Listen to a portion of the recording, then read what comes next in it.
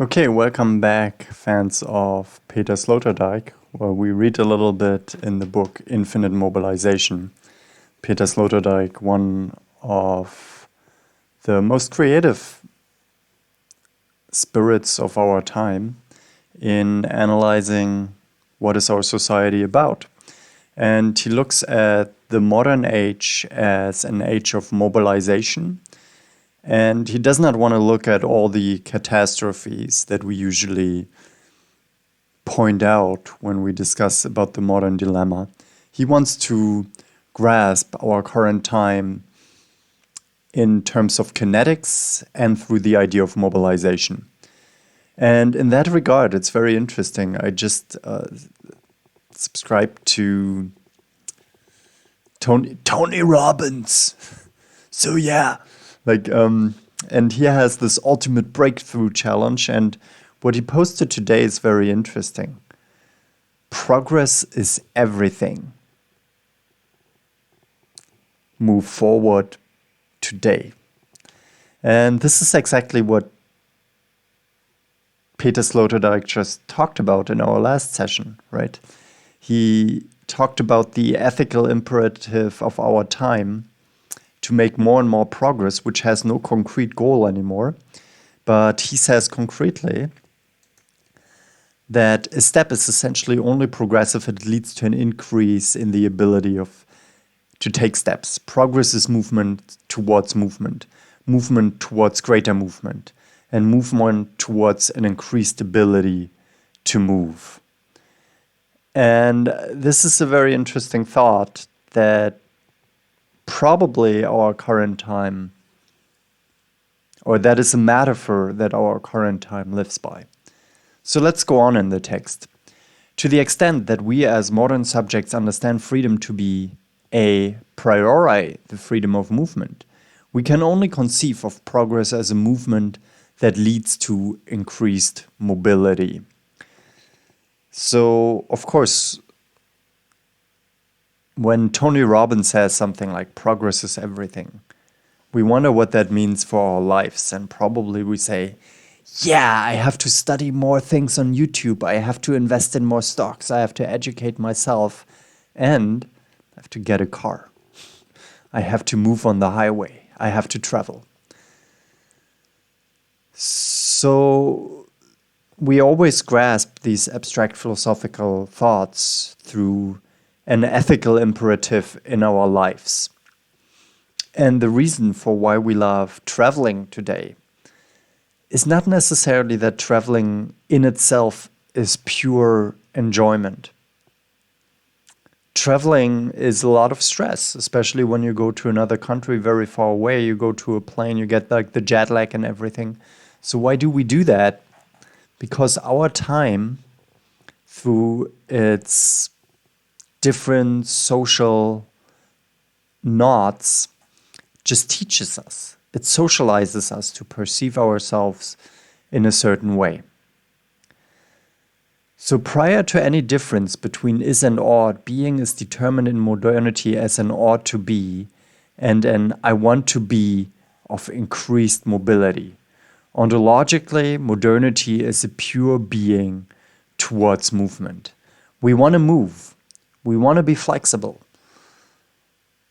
The only thing that is constant in life is change. That's what you will hear in these management seminars. And this mobilization that is not expressed consciously, there's no mastermind behind it.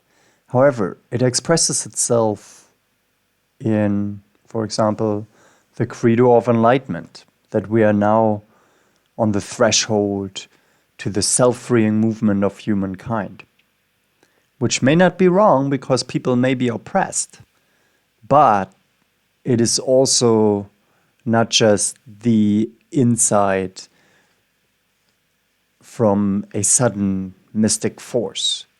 It is the result of a larger kinetic movement.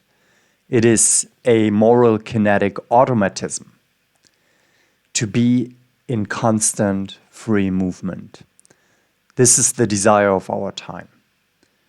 Freedom is defined in the ability to move in space, to travel everywhere you want. And maybe we see nowadays a change with the information age arriving. We may not necessarily want to travel anymore, even though traveling numbers are increasing, not during the Rona times, but before and probably also after. But at the same time, we see a desire to travel in virtual worlds. Of course, there's a chance in this movement, which Slaughterdyke calls a spirited mobility. So there may be the option to move as a spirit towards a better idea of ourselves, to a more flexible self-understanding.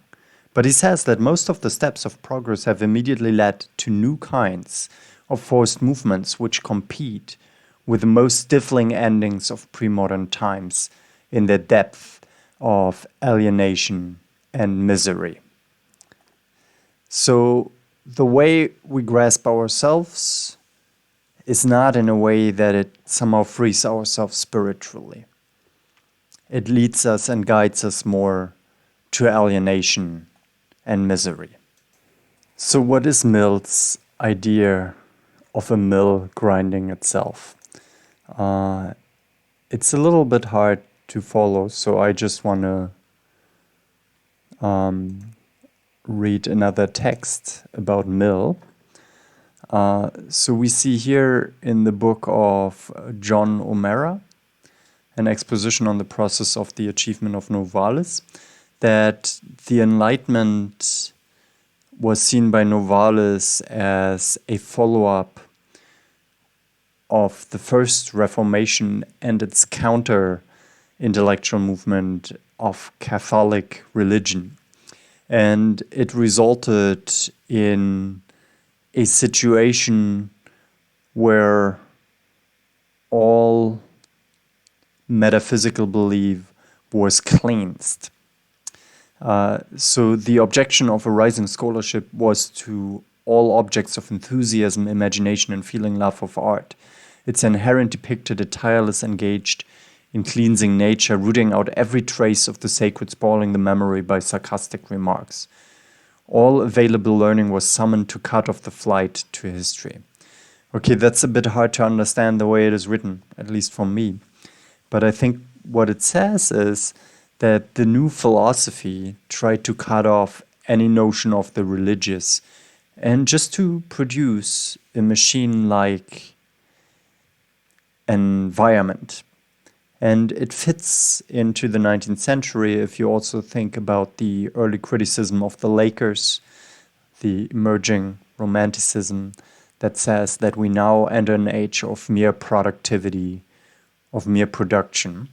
And then Novalis writes on that that they turned the infinite creative music of the universe into a uniform clattering of a monstrous mill, driven by the stream of chance and floating on it, a mill of itself without builder or miller, and really a true perpetuum mobile, a mill grinding itself. So how do we have to understand that? Well, everything that was creative in the universe before, the aesthetic music of the universe, was just recognized and turned into a machine-like appearance. A machine that is like a perpetuum mobile, that does not need a godly mover anymore, and that just drives by the chance of having come into our moment of history, of come into being into the moment of our history. So Slaughterdyke writes about that. Novalis was also the first to conceptualize the kinetic utopia of modernity by thinking the subject and the machine together in the same image. The mill of itself is the true perpetuum mobile that is driven by the stream of chance and floating on it, uniting two kinds of movement, endogenous self-movement and exogenous foreign movement, into a consolidated motion, a motion whose dynamism is admittedly also its bleakness, an ego-driven drift into vacuity, catastrophe, lack of inhibition, and deadliness. So Slaughterdyke goes a bit further in his interpretation, and I have to admit I don't understand completely Novalis, but he says there are two movements. On the one hand, it's the self that praises the technological development. On the other hand, it's the technological demon that just moves itself. And now he thinks that this notion of its movement and the self, they belong together, and it is expressed in the automobile. The automobile is the technological double of the principally active transcendental subject. That is why the automobile is the sanctum of modernity. It is the culture center of a kinetic world religion. It is the sacrament on wheels that lets us take part in something that moves faster than we do. A person who drives a car gets closer to the numinous and feels how their small self expands to a higher self that makes the total world of highways into a home for us and makes us aware that we are called to something more than a half-animal pedestrian life. So what is the automobile? It really expresses the center of modernity. I mean, we really see how the automobile became the driver of the industry of the 20th century. Certainly now with the internet, we have entered another state. This text was written 1989, so it is already a little bit old. But we still see an increase of progress that now maybe gets expanded to the internet as the question of how we move our mind to new ideas constantly. Progress is everything, as Tony Robbins says, right? But let's get back to the idea of the automobile. So what is this feeling that we have when we can drive a car?